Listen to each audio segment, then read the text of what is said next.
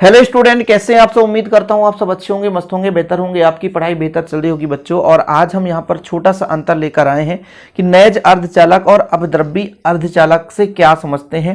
अर्धचालक का मतलब क्या होता है बच्चों, जिसमें अल्प मात्रा में धारा प्रवाहित हो उसे हम अर्धचालक कहते हैं, है ना। कोई ऐसा पदार्थ जिसमें अल्प मात्रा में धारा प्रवाहित हो, मात्र बहुत कम मात्रा में, अल्प मात्रा में धारा प्रवाहित हो, उसे हम बोलते हैं अर्धचालक। ये सबको पता है, हमने पहले भी आपको बताया है और आप लोगों को पता होगा, ठीक है।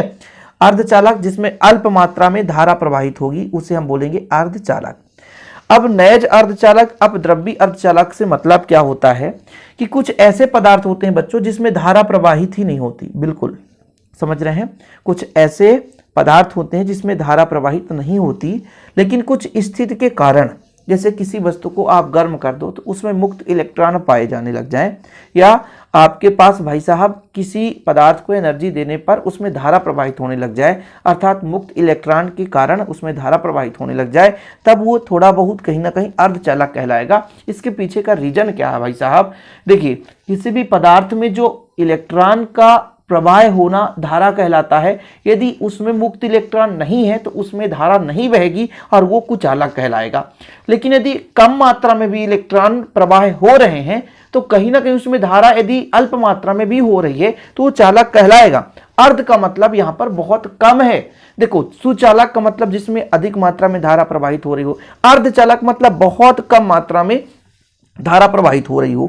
तो हमने क्या कहा भाई साहब कि यदि मान लीजिए कोई पदार्थ है, उसको यदि हम गर्म कर दें तो उसमें यदि मुक्त इलेक्ट्रॉन पहले नहीं पाया गया था, लेकिन जैसे ही उसको हमने गर्म किया, कहीं ना कहीं एनर्जी दी, तो उसके अंदर सहसंयोजक बंध टूट गया। जैसे मान लीजिए 14वें समूह की बात कर रहे हैं, 14वें समूह के बाह्यतम कोश में 4 इलेक्ट्रॉन होते हैं और 4 इलेक्ट्रॉन इस प्रकार से बंध बनाते हैं बच्चों। यहां पर मैं बात कर लूं, जैसे मान लीजिए यहां पे थोड़ा गलत बन गया, जैसे यहाँ पे 4 बंध बना रहा है, ठीक है, एक इधर दूसरे से, इधर तीसरे से, इधर चौथे से, ऐसे आगे भी ये बंध बनता है, ऐसे क्रम में बंधे रहते हैं। अब ये मुक्त अवस्था में भाई साहब नहीं है और इसमें धारा प्रवाहित नहीं हो रहा है, यानी ये विद्युत रोधी की भांति काम करते हैं। लेकिन जैसे ही इनमें हम एनर्जी दे दें तो इनका बंध टूट जाएगा, और टूट जाएगा तो कहीं ना कहीं होल और इलेक्ट्रॉन का निर्माण होगा। देखो जैसे यहाँ पे बंध बना है, जैसे ये बंध टूटेगा तो यहां पर एक होल बचेगा और एक इलेक्ट्रॉन बाहर निकल गया, तो ये होल और इलेक्ट्रॉन जो होते हैं वो धारा के चालन का कारण बन जाते हैं। तो नैज अर्धचालक में इसी प्रकार होता है कि जैसे मान लीजिए कोई हमारे पास पदार्थ है जिसमें विद्युत धारा प्रवाहित नहीं हो रही है, लेकिन स्वयं के कारण, उनके अंदर इलेक्ट्रॉन की अव्यवस्था के कारण, पहले भाई हम बता रहे हैं एक पदार्थ है उसमें इलेक्ट्रॉन सहसंयोजी बंध से बंधे हुए हैं। थोड़ा समझने की कोशिश करेंगे आप लोग कि इलेक्ट्रॉन है सहसंयोजी बंध से, उसमें बंधे हुए हैं सभी इलेक्ट्रॉन, लेकिन कहीं ना कहीं वो एनर्जी यदि पा गए तो वो बंध टूटेगा, तो इलेक्ट्रॉन में बंध से होल और इलेक्ट्रॉन का निर्माण हो जाएगा, और वही होल और इलेक्ट्रॉन जो होते हैं विद्युत धारा के चालन का कारण बन जाते हैं। तो नैज अर्धचालक जो होता है वो स्वतः यानी स्वयं के कारण अर्धचालक मतलब अल्प मात्रा में धारा प्रवाहित करने की जिम्मेदारी रखते हैं। लेकिन जो अपद्रव्यी अर्धचालक क्या होता है बच्चों, कि यदि हम किसी पदार्थ में अन्य प्रकार की अशुद्धियों को मिला दें, ठीक है। अर्धचालक का निर्माण कैसे बनता है भाई, यदि विद्युत रोधी पदार्थ है उसमें कोई अशुद्धि मिला दी जाए जिसके कारण उसमें या तो इलेक्ट्रॉन की अधिकता हो जाए या तो होल की अधिकता हो जाए, तो जब हम किसी पदार्थ में अन्य पदार्थों को मिला दें जिसके कारण उसमें इलेक्ट्रॉन या होल का निर्माण हो गया, तब वो अपद्रव्यी अर्धचालक कहलाया।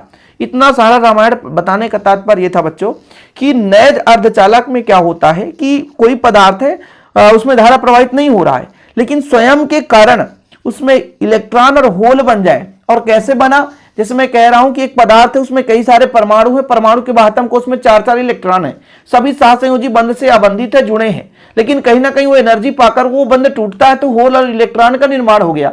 जब होल और इलेक्ट्रॉन का निर्माण हो गया अल्प मात्रा में तो धारा बहने लग गई, तो ये नैज अर्धचालक का रूप हो गया। अपद्रव्यी अर्धचालक में मान लीजिए आपके पास 14वें समूह के तत्व में 15वें समूह के तत्व को मिला दो, तो 14वें समूह के पास 4 इलेक्ट्रॉन, 15वें के पास 5, तो 5 इलेक्ट्रॉन 4 पर अटैक करेंगे तो 1 इलेक्ट्रॉन एक्स्ट्रा बचेगा, तो वो हमारा n प्रकार का अर्धचालक कहला जाएगा। वहीं पे बच्चों 14वें समूह के तत्व में यानी 4 बाह्यतम कोश के इलेक्ट्रॉन में 13वें समूह का तत्व यानी बाह्यतम कोश के 3 इलेक्ट्रॉन अटैक करेंगे तो 1 खाली रह जाएगा। समझ रहे हैं? थोड़ा समझने की कोशिश करो। मैं कह रहा हूं भाई साहब 14वें समूह के तत्व के पास 4 खाली हैं, चलो 4 खाली हैं। जब इसमें 15वां समूह आया तो एक यहां भरा, एक एक्स्ट्रा बच जाएगा। देखो 5 है ना 15वें समूह में, ये 14 में 15 मिलाया हमने, तो भाई 4 के साथ तो बंध बना लिया, क्योंकि कार्बन यहां पे यदि 14वें समूह में 4 ही बंध बनाने की क्षमता है, एक इलेक्ट्रॉन एक्स्ट्रा बच गया, तो फिर ये हमारा n प्रकार का अर्धचालक बन गया। दूसरे पदार्थ की अशुद्धियों के कारण इसमें चालकता आ गई। लेकिन वहीं पे हम बच्चों बात करते हैं, ये 14वां समूह है, इसके पास 4 इलेक्ट्रॉन के साथ बंध बनाने की क्षमता रखता है। 13वां समूह आया, इसके पास 3 इलेक्ट्रॉन है, तो 1 2 3 इलेक्ट्रॉन संयोग कर लिए, लेकिन एक खाली बच गया जिसे हम होल कहते हैं, जिसे p प्रकार का अर्धचालक कहते हैं। समझ में आया? मतलब त्रिसंयोजी या पंचसंयोजी अपमिश्रक मिलाने से प्राप्त होते हैं। त्रिसंयोजी मतलब 13वें समूह के तत्व को 14वें समूह के तत्व के साथ मिला दें, या पदार्थ के साथ मिला दें, या 15वें समूह के तत्व को 14वें में मिला दें, तो हमारा अपद्रव्यी अर्धचालक बनता है, जिससे p प्रकार और n प्रकार का अर्धचालक का निर्माण होता है। तो नैज अर्धचालक मतलब स्वतः के कारण, अपद्रव्यी मतलब दूसरे के कारण। दुनिया भर की कहानी खत्म तो सब कुछ काम खत्म। इसकी विद्युत चालकता बहुत कम होती है, क्योंकि भाई साहब आप स्वयं के कारण यार कितना बंध तोड़ेगा, और इसकी चालकता इसके अपेक्षा अधिक होती है। इनकी विद्युत चालकता ताप पर निर्भर करती है। ताप पर मैंने पहले ही बता दिया कि भाई साहब बाहर से एनर्जी देंगे तभी वो टूटेगा, बंध टूटेगा तभी होल और इलेक्ट्रॉन का निर्माण होगा, और रासायनिक अभिक्रियाएं होल और मतलब इलेक्ट्रॉन का निर्माण होगा, जिसे धारा प्रवाहित होगी। रासायनिक अभिक्रिया कहां संपन्न कराए दे रहे हैं। इसमें विद्युत चालकता ताप के साथ साथ अपमिश्रक अशुद्धि की सांद्रता पर निर्भर करती है कि कितना मात्रा में आप 13वें त्रिसंयोजी पंचसंयोजी को मिलाते हैं। इसमें भाई बंध टूटेगा तो बराबर मात्रा में होल और इलेक्ट्रॉन होंगे, लेकिन इसमें n प्रकार में इलेक्ट्रॉन की अधिकता होती है और p प्रकार के अर्धचालक में होल की अधिकता होती है। ये 4 अंतर है। थोड़ा सा समय ज्यादा लग गया, 4 अंतर 4 मिनट में कंप्लीट होना चाहिए, लेकिन रट्टाफिकेशन नहीं, माइंड में फिट करना इसको। भाई अर्धचालक क्या है? जिसमें अल्प मात्रा में धारा प्रवाहित हो। जब हम एक पदार्थ को दूसरे पदार्थ के साथ मिला दें तो एक प्रकार से नए पदार्थ का निर्माण होता है, जिसमें अल्प मात्रा में धारा प्रवाहित होती है, उसे हम अर्धचालक कहते हैं।